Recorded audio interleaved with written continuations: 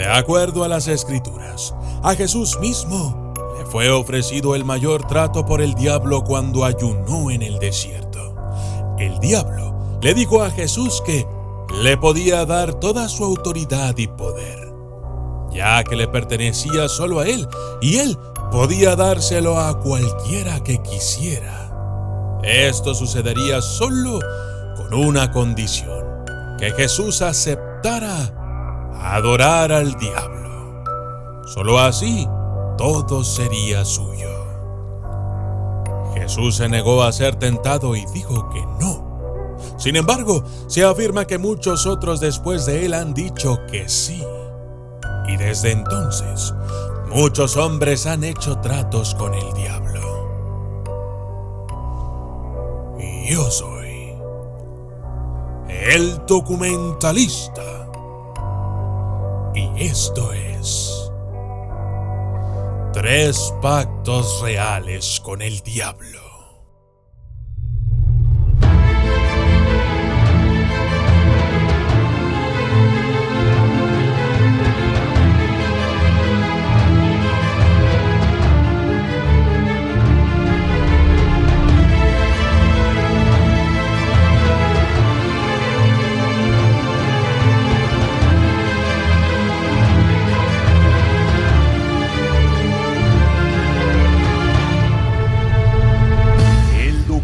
Lista. Número 1. El Papa Silvestre II, Gerbert de Aurillac. Nacido Gerbert de Aurillac, el Papa Silvestre II fue un hombre del Renacimiento, nacido en el 946 y muriendo en el 1003. Siendo bien leído en la literatura clásica y un hombre de matemáticas y ciencias, Gerbert tuvo muchos logros académicos. Es conocido por haber reintroducido el ábaco, una antigua herramienta de cálculo utilizada antes de los números escritos. Se le conoce por haber construido un órgano de metal hidráulico que fue aclamado por haber superado a todos los instrumentos musicales construidos anteriormente. De hecho, su intelecto era tan grande que despertó sospechas.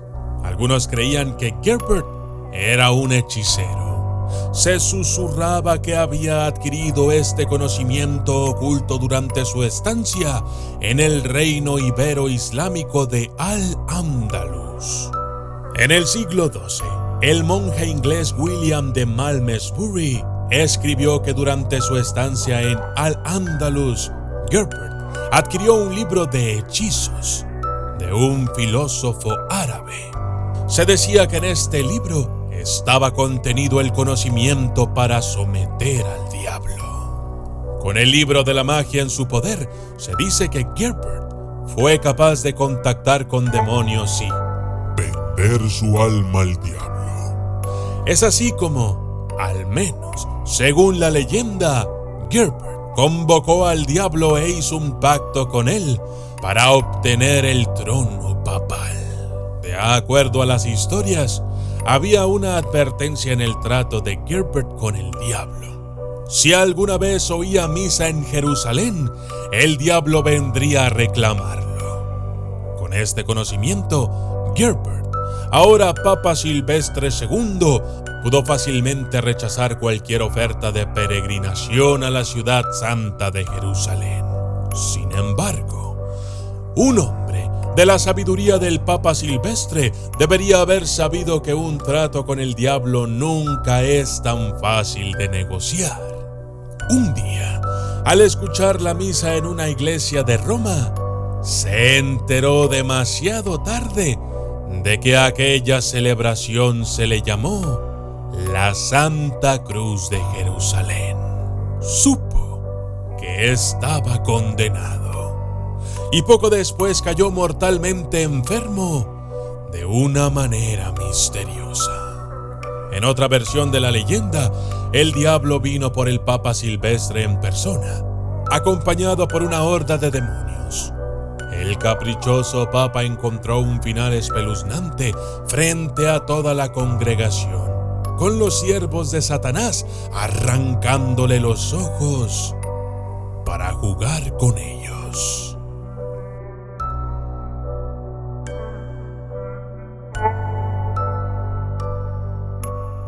Número 2.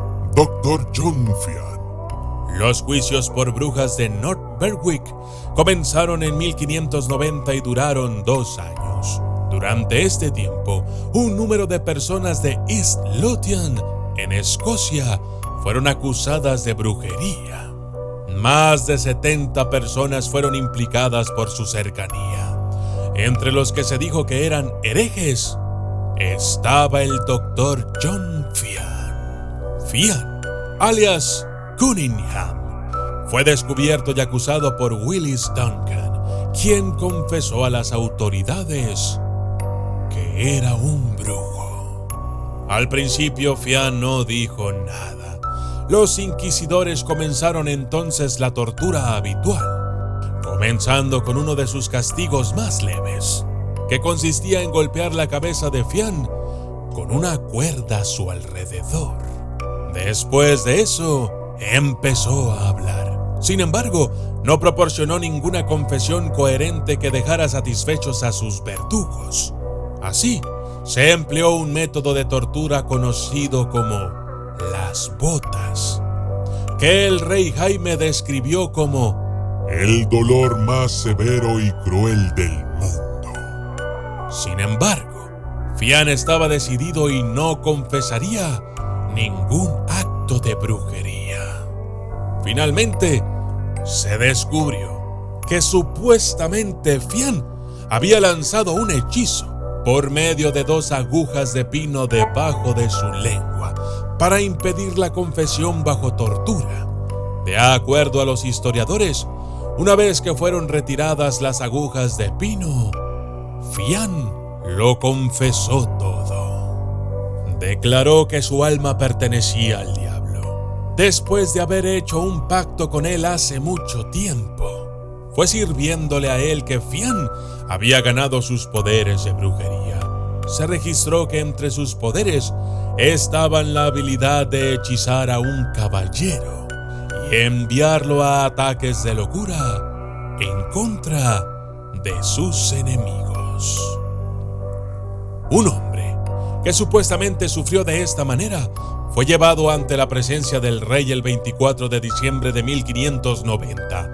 Lo que el hombre supuestamente hizo bajo el mando de Fian fue descrito en varios libros de la época. De repente dio un gran grito y cayó en una locura, a veces agachándose y a veces gesticulando tan directamente hacia arriba que su cabeza tocó el techo del lugar. Para gran admiración del rey y de los demás presentes. Después de muchas torturas, Fian se retractó y afirmó haber roto los lazos con el diablo. Sin embargo, poco después de esto se liberó de sus carceleros y huyó. Este fue el acto que le costaría la vida. Con el perdón ahora fuera de la vista, cuando los hombres del rey lo alcanzaron, Fian fue torturado aún más antes de ser sentenciado a muerte.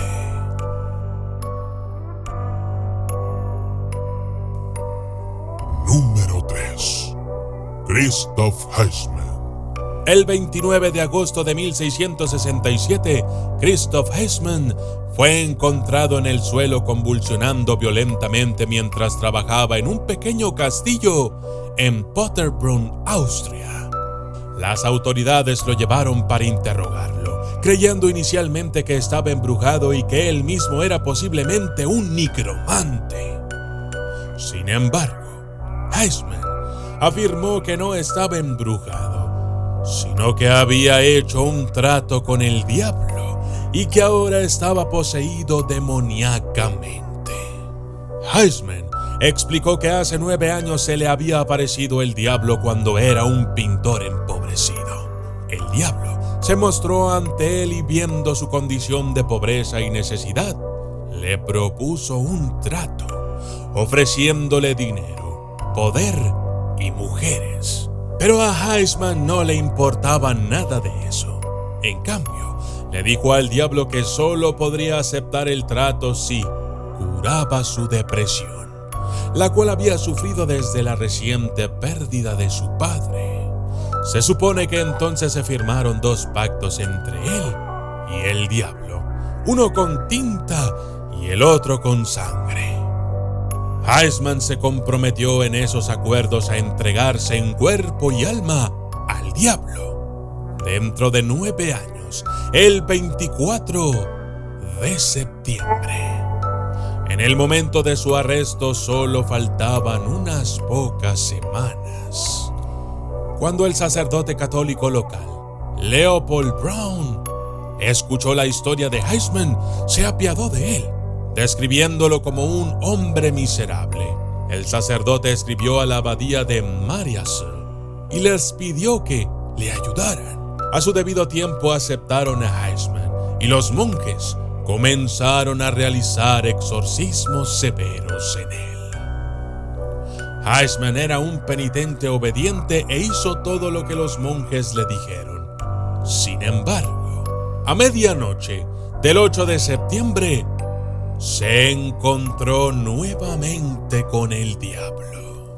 Los monjes atestiguaron que, mientras lo mantenían en estado de agonía, Iceman se liberó y corrió a su capilla, solo para regresar con un trozo de papel algún tiempo después. Iceman afirmó que el pedazo de papel era el contrato escrito con sangre hacía muchos años. Dijo que había arrebatado el maldito pacto de las garras del mismo diablo, que se le apareció en forma de dragón con alas. No obstante, lejos de ser liberado, Iceman siguió sufriendo convulsiones. Además, le sobrevino nuevamente una depresión tremendamente severa, de la cual jamás pudo salir. Y yo soy el documentalista, y esto fue 3 pactos reales con el diablo.